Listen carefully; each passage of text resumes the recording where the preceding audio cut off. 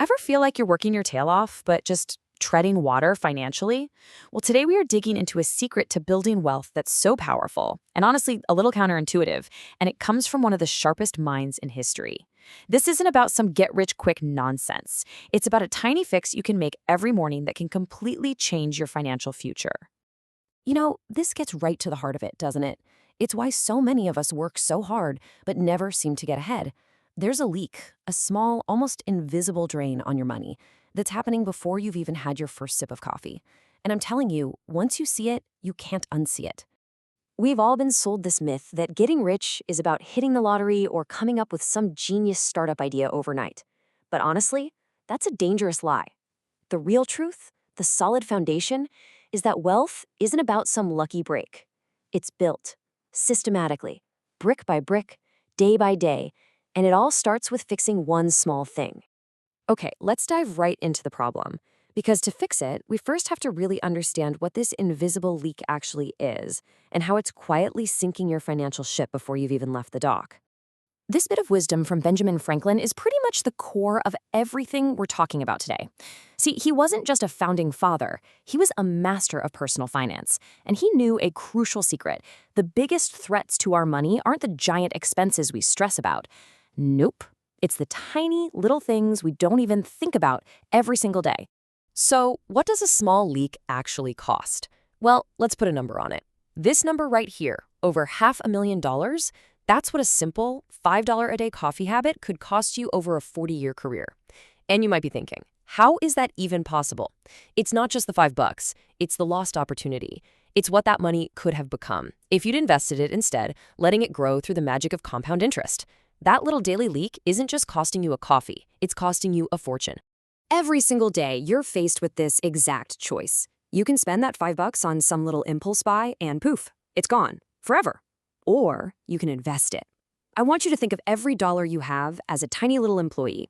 When you invest it, you're not just saving it, you're putting it on your team. And its job is to go out and recruit more dollar employees for you. That's compounding. So if the leak is a morning problem, then the fix has to be a morning solution, right? It's all about taking back control of the first hour of your day. So let's look at the exact antidote Franklin came up with. Just look at this contrast for a second. The modern morning is almost pure reaction. You wake up, the phone is in your hand, and boom, you're immediately sucked into other people's dramas, other people's news, other people's priorities. You start the day on defense.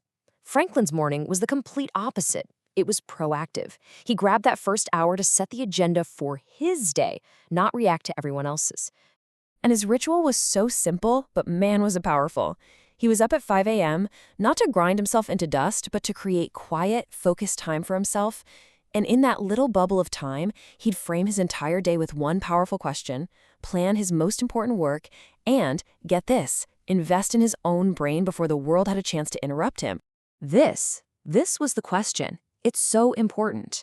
He didn't ask, what do I have to do today? He asked, what good shall I do? That tiny shift in wording trained his brain to focus on things that were productive, that added value, that moved him toward his goals. It's basically a filter for your entire day. And here's the consequence he warned us about. If you start the day late, if you start it reactively, you spend the whole rest of the day just trying to catch up. You're always putting out fires instead of building your castle. By grabbing that first hour, you set the tone. You make sure you're working on your priorities, not somebody else's. Okay, so the morning ritual is the starting point, but it's really powered by a deeper mindset. Franklin's entire financial success was basically built on 3 core pillars that, honestly, you can start applying today. Franklin famously said, an investment in knowledge pays the best interest.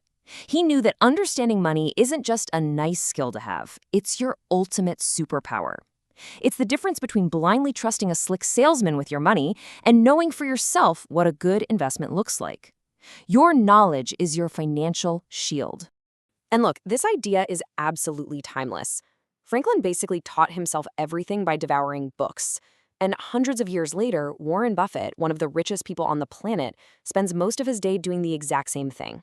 Just reading. The lesson has never, ever changed. Knowledge compounds just like money does. Now this next pillar, this one requires a huge mental shift. You have to ask yourself, is my main goal to spend money, or is it to get things that make me money?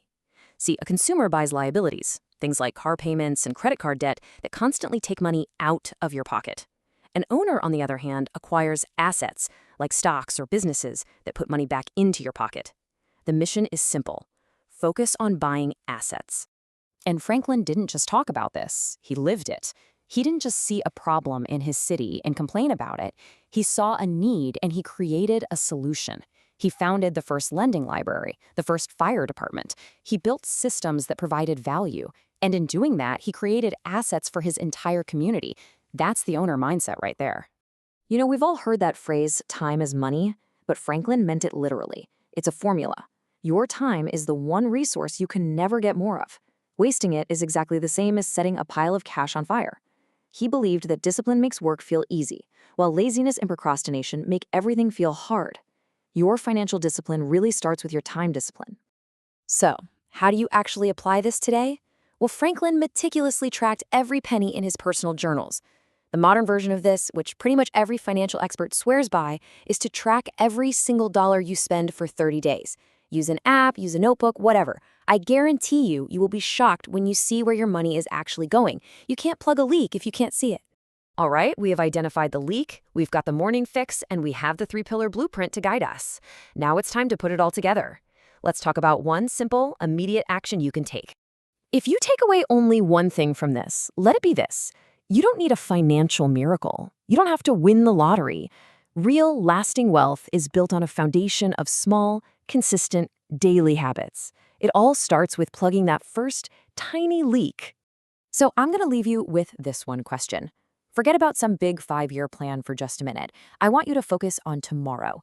What is the one small, seemingly insignificant expense you're going to cut or habit you're going to change starting tomorrow morning? Decide what it is right now, because your journey to wealth doesn't start someday. It starts the second you decide to plug that first leak.